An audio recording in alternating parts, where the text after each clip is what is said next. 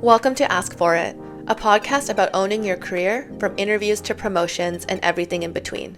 Hosted by Amit Trivedi, ex-Salesforce and founder of High Performa. Every week we get into the mindset, strategy, and confidence it takes to grow on your own terms.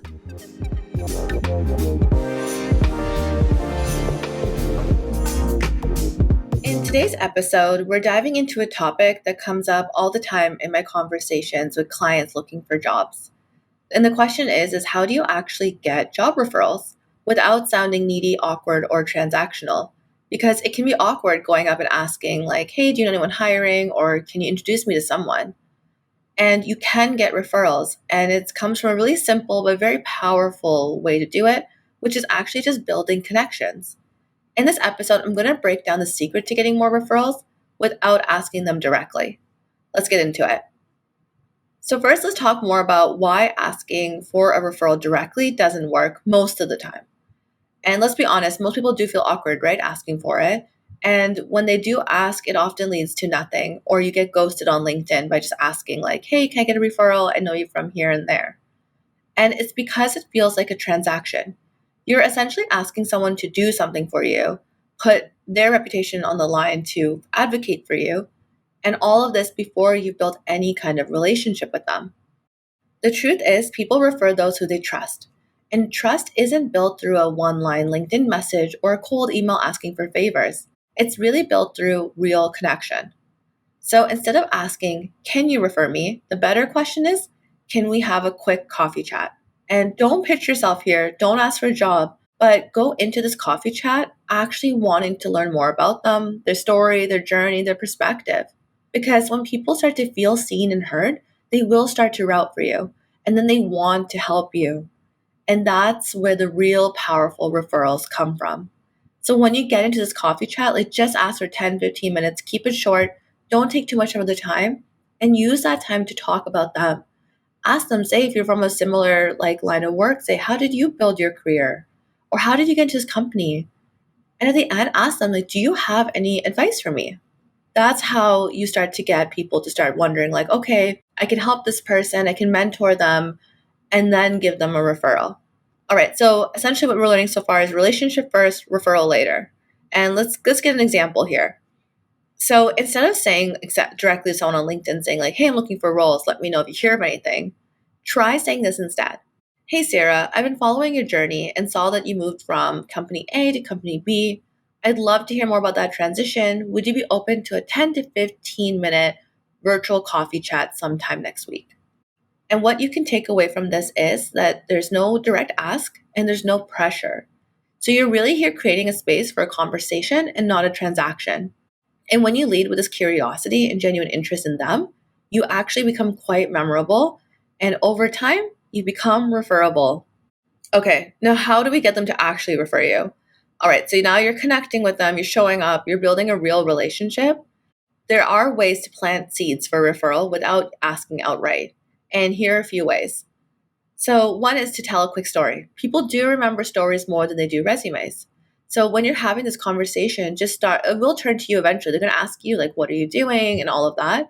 So start to just drop in a few stories. You can say, for example, I recently worked with someone who was struggling with X and we turned around by doing Y. So when you kind of word it this way, it starts to stick and give them a mental image. They see someone who's capable of advancing in their career, solving problems, doing well in their role. And then that's somebody they don't mind sticking their leg out for. 2, drop your focus area casually.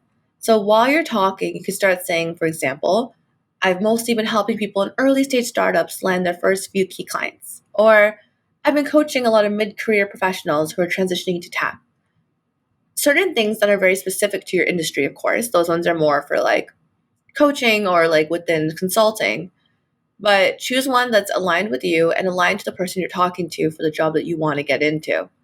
And this will really help that person start to subconsciously put you in a category of people they may want to refer.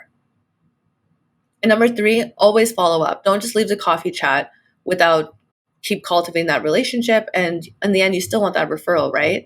But follow up not with a pitch, but with value. So after your coffee chat, send them a quick thank you note. or maybe a helpful resource, an article that made you think of them. And all of this will keep you top of mind without asking for. And one other thing that you can do during your follow up or at the end of your coffee chat is ask them who else you should talk to. So when you're talking to them, make sure you talk about them. And at the end, they're obviously waiting for you to ask something, right? So ask them, like, do you have any advice for me as someone looking for a job in that company or someone trying to advance a career in the sector? And then at the end, after they give you the advice, say just one more question before we wrap up. Is there anyone else you think I should talk to learn more? This will open the door. Either they'll refer you to somebody else to talk to, which helps build your connection and network, or they might say, you know what? I might put you in touch with the hiring manager or the recruiter, and that can really help.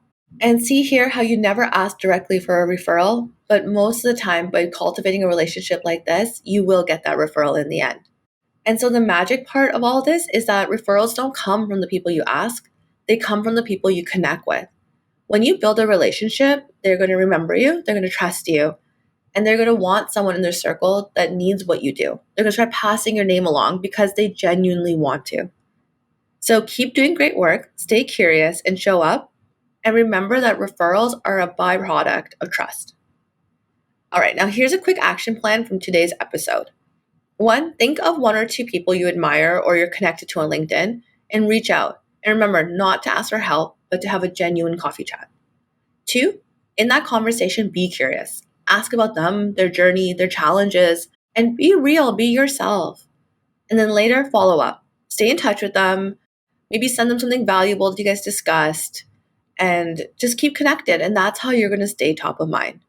Remember, referrals don't start with an ask, they start with a connection. All right, this episode was short and sweet. And until next time, keep connecting. And don't forget to ask for it. Thank you for listening to Ask For It. If this episode was helpful, I'd love if you subscribed and shared it with someone who needs to hear it.